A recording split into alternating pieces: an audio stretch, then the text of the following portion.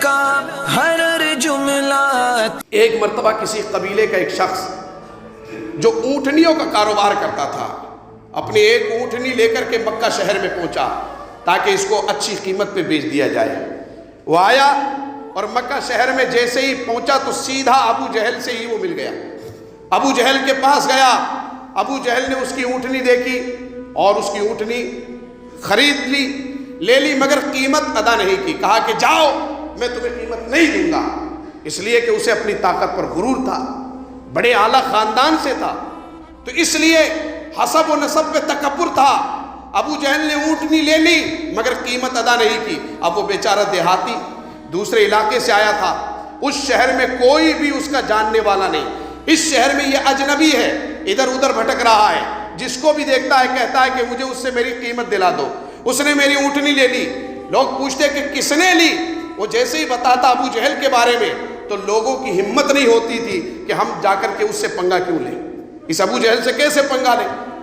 یہ تو بڑا خطرناک آدمی ہے، تو کوئی بھی جانے کو تیار نہیں ہوا۔ آخر کار بیچارہ پریشان بھٹکتا رہا، کبھی ادھر کبھی ادھر، کبھی ادھر کبھی ادھر۔ ایک کافر کے پاس گیا تو اس کافر نے جو ہے شرارتاً، یعنی شرارت کی نیت سے، اس کافر نے فوراً کہا کہ اگر تجھے قیمت چاہیے نا، ایک کام کر، ایک آدمی ہے اس شہر میں جو تیری مدد کر سکتا ہے، جو تجھے اس سے قیمت دلا سکتا ہے، کہ جاؤ سیدھے چلے جاؤ وہ محمد عربی صلی اللہ تعالیٰ علیہ وسلم میں۔ حالانکہ اس نے شرارتاً کہا تھا، یہ سوچ کر کے کہا تھا کہ یہ جائے گا، پھر وہ اس کے ساتھ جائیں گے حمایت کرنے، اور اس طرح جو ہے ابو جہل پھر بھڑے گا اور ہمیں تماشا دیکھنے کا مزہ آئے گا، ہم پھر تماشا دیکھیں گے۔ اس نے شرارت کے طور پر اس آدمی کو سرکار کی بارگاہ میں بھیج دیا۔ وہ آقا دو جہاں رحمت للعالمین کی بارگاہ میں رحمتوں کی بھیک لینے پہنچا۔ ایک اجنبی انسان ہے، جان نہ پہچان، دور دور تک کوئی تعلق نہیں ہے، مگر کائنات کے آقا کی بارگاہ میں پہنچتا ہے، اللہ کے نبی کی بارگاہ میں پہنچ کر کے اپنی شکایت کرتا ہے اور کہتا ہے کہ جو فلاں آدمی ہے اس کا نام ابو جہل ہے، اس نے میری اونٹنی تو لے لی مگر اس نے قیمت نہیں دی۔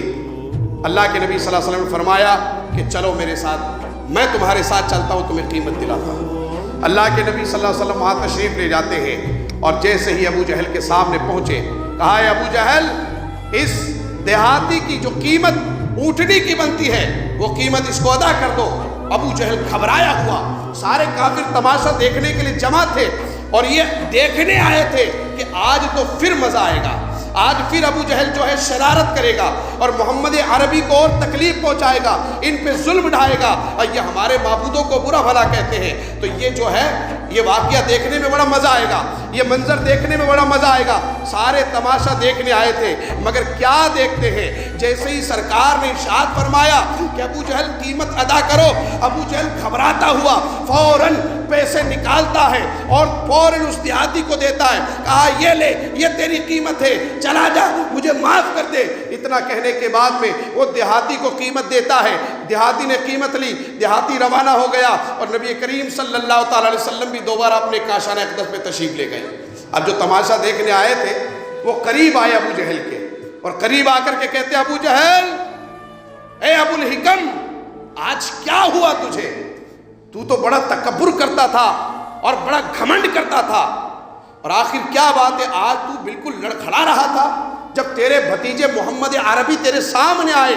ایسا لگ رہا کہ تیرے اوپر موت طاری ہو گئی ہے، تو گھبرا کیوں رہا تھا، تیرے چہرے کا نقشہ کیوں بدل گیا تھا؟ تو ابو جہل کہنے لگا، ارے اس وقت جب وہ آئے تھے تو اس وقت وہ اکیلے نہیں، بلکہ جب انہوں نے کہا کہ ابو جہل قیمت دو، میں تو چاہ رہا تھا کہ قیمت ادا نہ کروں، آج تماشا بناؤں، مگر فوراً میں نے کیا دیکھا کہ میں نے اپنے بھتیجے محمد عربی صلی اللہ تعالیٰ علیہ وسلم کے پیچھے دو بڑے ہی خطرناک اونٹوں کو دیکھا جو جبڑے کھولے ہوئے تھے اور میری طرف حملہ کرنے کو تیار تھے۔ میں گھبرا گیا، اگر تھوڑی دیر اور کرتا، اگر دیری کرتا قیمت ادا کرنے میں تو شاید وہ اونٹ مجھے ہلاک کر دیتے، مجھے کچا ہی چبا ڈالتے، یہ حالت میری ہو گئی تھی۔ اللہ اکبر،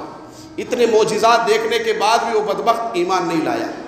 خیر یہاں پر وہ ایمان لایا نہ لایا، وہ کافر مرا، اس میں کیا حکمت وہ رب جانے، اس کا رسول جانے۔ ہمارے عرض کرنے کا مقصد یہ تھا کہ وہ رحمت للعالمین ایسے رحمت والے ہیں کہ کہ اپنے ہی نہیں بلکہ بیگانوں پر بھی رحم و کرم کی برسات برساتے ہیں، وہ رحمت للعالمین ہے، وہ ہر عالم کی رحمت ہے، کسی عالم میں رہ جاتے مگر یہ ان کی مہربانی ہے کہ ہم گنہگاروں کا یہ عالم پسند آیا تو ہم اپنی قسمت پہ جتنا ناز کریں اتنا کم ہے، اس لیے کہ ہم اس نبی آخر الزمان جس کو اللہ نے رحمت للعالمین بنایا ہے ان کی امت میں اللہ نے ہمیں پیدا کیا ہے۔ یہ ہمارے لیے بڑی فخر کی بات ہے، بڑی خوش قسمتی کی بات ہے، بڑی سعادت مندی کی بات ہے۔